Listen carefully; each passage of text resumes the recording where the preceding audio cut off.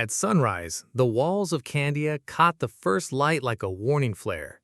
Behind those walls, Venetian defenders peered out at the endless sea, where Ottoman banners rippled above ships that had come to choke the city into submission.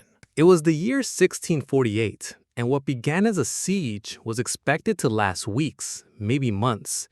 No one imagined it would stretch into decades, consuming an entire generation in a struggle that turned one city into the stage for the longest siege in history. The first months were brutal but predictable. Skirmishes at the walls, cannon fire that shook foundations, raids launched under cover of darkness. Families huddled in cellars as the thunder of gunpowder became the city's heartbeat.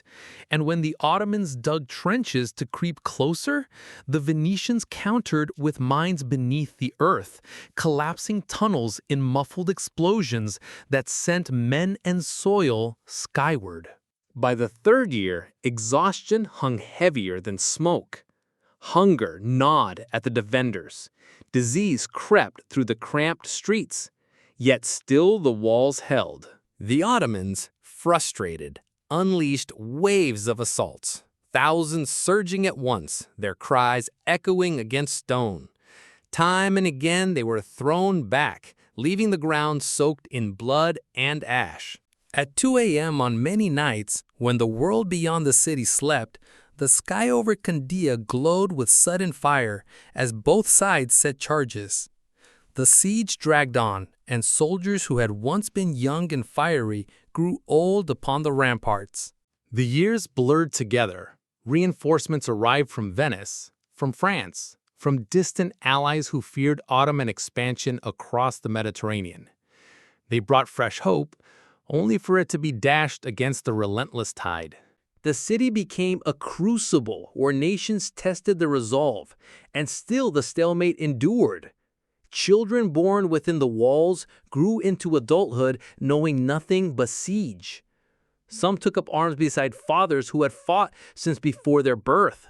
Outside, the Ottoman camp had become a sprawling city of its own, a mirror to the one it sought to destroy, where soldiers married, raised families, and buried their dead while the siege stretched on like an endless season.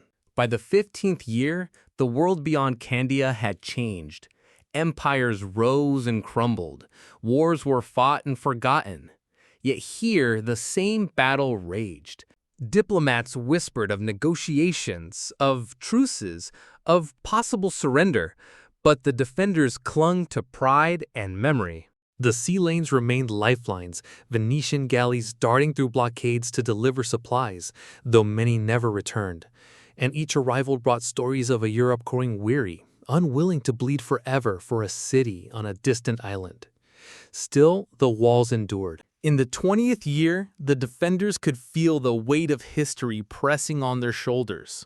Their weapons were cracked, their numbers thinned, but their resolve was as sharp as ever.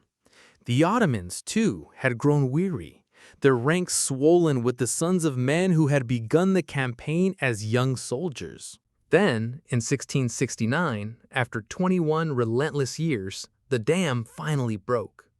A final massive assault crashed against the walls, preceded by a storm of artillery that shook Candia to its bones. The defenders, gaunt and hollow-eyed, fought until their last reserves of strength were gone. Streets became rivers of fire and rubble. The city's breath finally stolen after 2 decades of resistance. The Venetians agreed to surrender.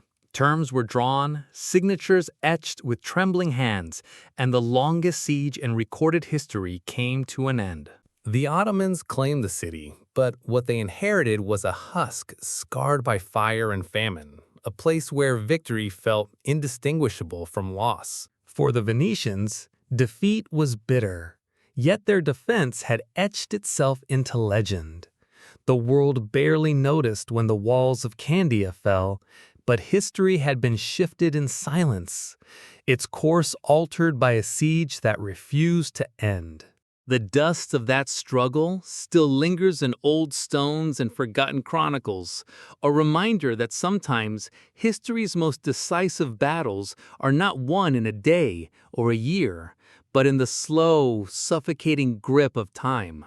For 21 years, two empires bled themselves dry in a single city, and when the smoke cleared, neither was the same. The siege of Candia was over, but its shadow stretched far beyond the island, shaping the fate of the Mediterranean for centuries to come.